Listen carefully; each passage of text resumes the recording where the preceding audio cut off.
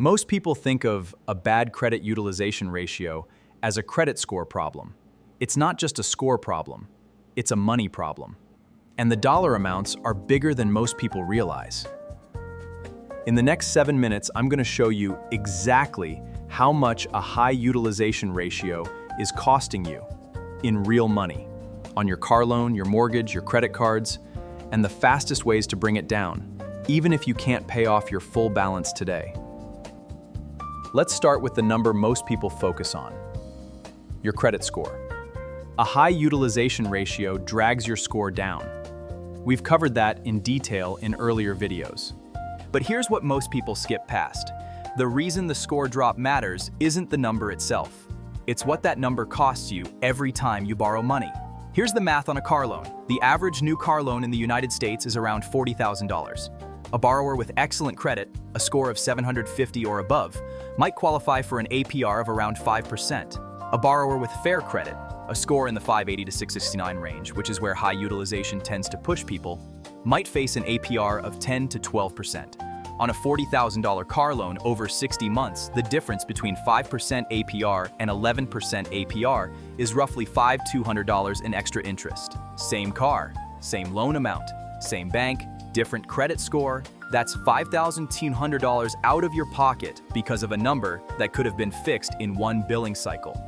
Now run that same math on a mortgage. The average home price in the United States is over $400,000.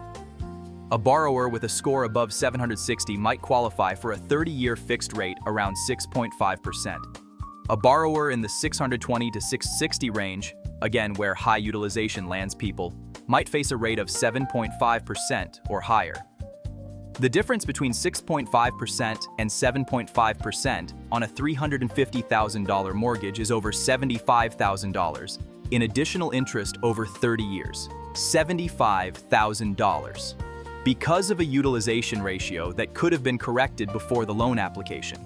And that's before you factor in credit cards. If your score is low enough that you can't qualify for a 0% balance transfer card or a lower rate personal loan, you're stuck paying whatever rate your current cards charge, often 22, 24, 26% APR, which compounds the problem every month you carry a balance. High utilization costs you money in 3 separate ways at the same time. Higher rates on new borrowing, inability to refinance existing debt at better rates, and the compounding interest on the existing balance that's causing the high utilization in the first place. So what do you actually do about it? There are 5 levers. Some cost money, some cost nothing. Here they are in order of speed. Lever 1, pay before your statement closes, not by the due date. This is the fastest zero-cost move available. Your issuer reports your balance to the credit bureaus on your statement closing date, not your due date. If you pay down your balance before the closing date, a lower balance gets reported and your utilization drops in the next scoring update. No new debt, no new accounts, no hard inquiries, just timing. Lever 2, request a credit limit increase. If your balance stays the same but your limit goes up, your utilization ratio drops automatically. Most major issuers allow this online with no hard inquiry if you've held the card for at least 6 months and have a record of on-time payments. This works best when your income has increased since you opened the card. Update your income information before requesting. Lever 3, spread your balance across multiple cards instead of concentrating it on one. Scoring models grade each card individually. A $2,000 balance on one card with a $3,000 limit is 67% per card utilization. Serious damage. That same $2,000 spread as $1,000 on each of 2 cards with matching limits is 33% per card. Same debt, significantly different score impact. And spreading it further, $500 across 4 cards brings every card below 20%. Lever 4, open a new credit card. This one is counterintuitive and comes with a trade-off. A new card adds available credit, which immediately lowers your overall utilization ratio the moment it opens.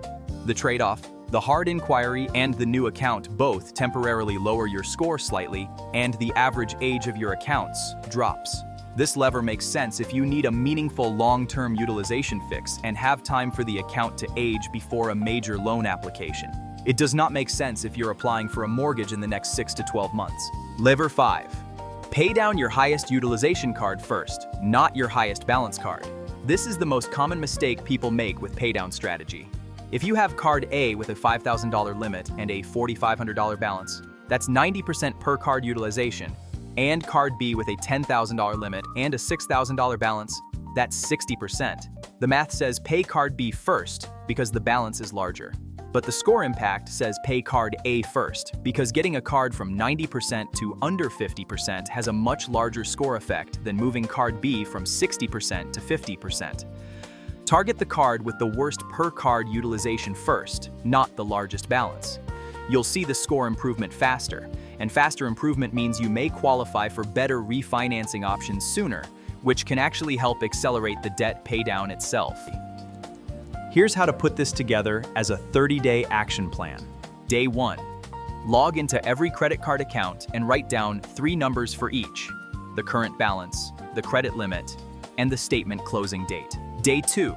Calculate per card utilization on each account. Divide the balance by the limit. Circle any card above 30%. Day 3. Identify which card has the worst per card utilization and make that your primary paydown target. Set a calendar reminder 5 days before its next statement closing date. Day 5. Request a credit limit increase on any card where you've been a customer for 6 months or more and have a clean payment history. Do this online. Most issuers allow it without a hard inquiry. Before the next closing date, pay your primary target card down as far as possible before its statement closes. Even getting it from 90% to 60% will show score improvement. Getting it under 30% will show more. Under 10% will show the most. Repeat this cycle every billing period. Each closing date is another opportunity to move the number. Most people who commit to this process see measurable score improvements within 30 to 60 days. At 60 to 90 days, the improvement is often enough to qualify for meaningfully better rates. At that point, it may make sense to explore a balance transfer at 0% APR to eliminate the interest compounding problem entirely while you finish paying it down. Here's the full picture. High utilization isn't just a score number. It's a tax on every loan you take for as long as your score stays low. The fix isn't complicated. It's a sequencing problem. The right paydown order, the right timing, and using the levers that cost nothing before the ones that cost something. Check your per card utilization right now, using the free link in the description. If you have even one card above 50%, that's your starting point. Subscribe so you don't miss the next one.